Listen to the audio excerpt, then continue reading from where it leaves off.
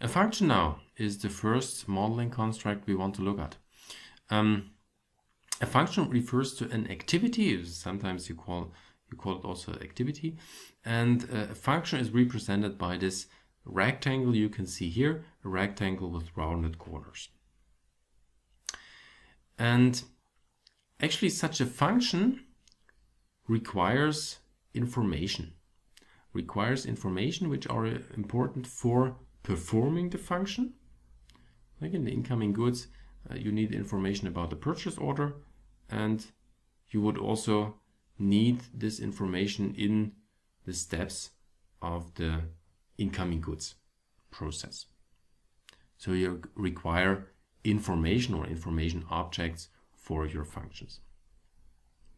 If you perform the function, then this leads to a state change of the information objects. So at the example of the purchase order, you would say you have this information of the purchase order and you know that there was something ordered.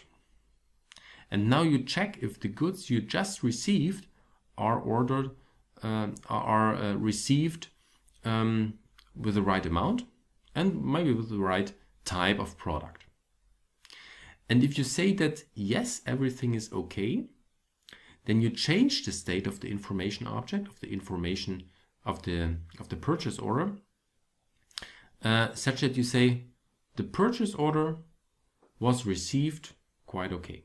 So, it's not the purchase order which was received, it's the goods regarding the purchase order were received properly, with the right amount, the right type of product. Everything is okay. So you change the state from not received yet to received properly, maybe. So this function then would lead to a state change. And as you can see from the description of that function, you somehow get data about the purchase order, you somehow then check the goods, you somehow type in the result of your checking. Then you see there is some time required for performing this function. And this time actually is essential for performing this function. So a function takes time to be performed. And with this time consumption, a cost increase is correlated. So time actually means time for the employee who has to work for performing this function, and therewith cost is produced, or costs increase for performing that functionality. Or in other words, it takes time and costs money. If you want to set up the model, and if you want to describe a function, then you should choose a proper name for your function. And one idea would be that you refer on the one side to your information object. So your information object in this case is the order. And on the other side, you refer to the process which is performed. So you inspect the order. So inspect order would be a quite proper description of your function. If you do the inspection of the order, then inspect order is quite a good name for the function. You see that there is something happening with the inspect verb, and you see what information object is referred in this function.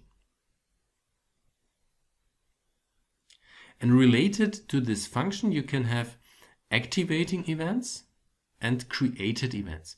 Activating events means there is some event before the function, and this event before somehow triggers the function.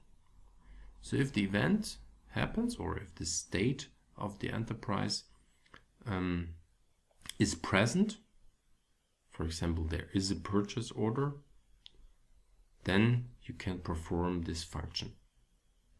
And after the function, you will get a result. You will get the state change I described before.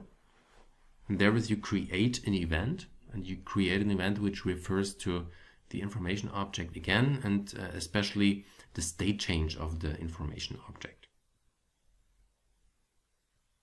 So the order here might be inspected, and then you say the created event is that the purchase order was inspected.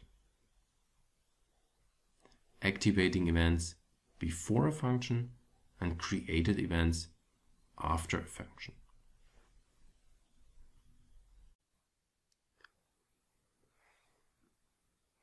In contrast to the activity, to the function, the event is depicted by a hexagon. Like you can see here, the hexagon for order inspected. Order inspected, in this case, marks that finally after the inspect order function, there is a state reached, and the state here is the order is inspected.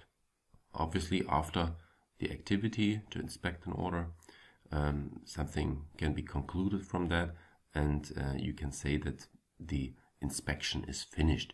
And that's what the name should tell us.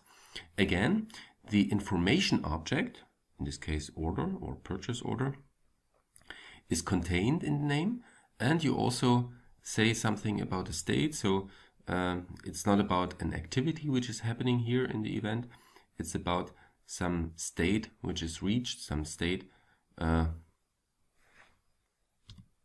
which has been set. So inspected is something about the state which for the order.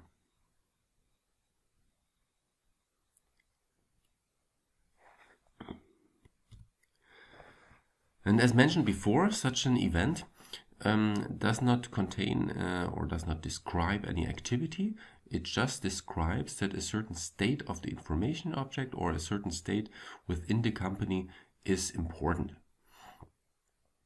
So you describe some variables with that, or you describe a certain situation. And of course it should be business relevant state which is described, such that you can conclude something for your business process from your event. The event does not describe any activity, as said before. It just marks this state change, or this state which is reached. So an event actually is passive.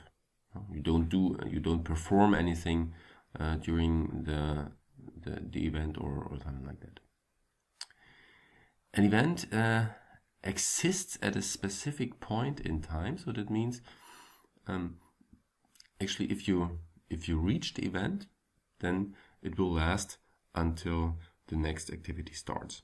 So you reach the event at a certain point of time, and then you can only change the state with starting another activity. And as seen here, our event order inspected is a result of the function inspect order, so they follow on each other. If you talk about the relation to functions, you of course can connect events with functions. Then you have a creating function, a function which is responsible for the creation of the very specific event. So like here, the creating function is inspect order. And you can have an activated function, a function which follows the event. So maybe something else happens when the order is inspected. So maybe the order then is produced, or products are produced regarding to the order. And that is then an activated function. You then can combine events and functions. Like seen here, you start with an event. You start with the event order created. This is your initial point in your event-driven process chain, in your very small example here. And if the order is created, then you inspect the order, you do something, you perform the function, and after that the order is inspected, like I said before. And here you have this chain between the events. The event activates the function, and the function produces or generates an event. And what is special about these event-driven process chains is that you always have to start with an event. You never start with a function. You always have to start with an event. And you finally also reach an event at the end.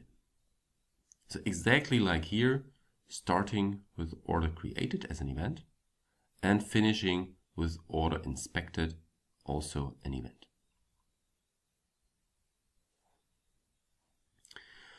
Also, you have to follow some rules, like for example, it's not allowed to connect different functions after each other. It's also not allowed to connect events to each other. You always have to follow this change between event and function. Like shown here, a function is followed by an event, and an event is followed by a function.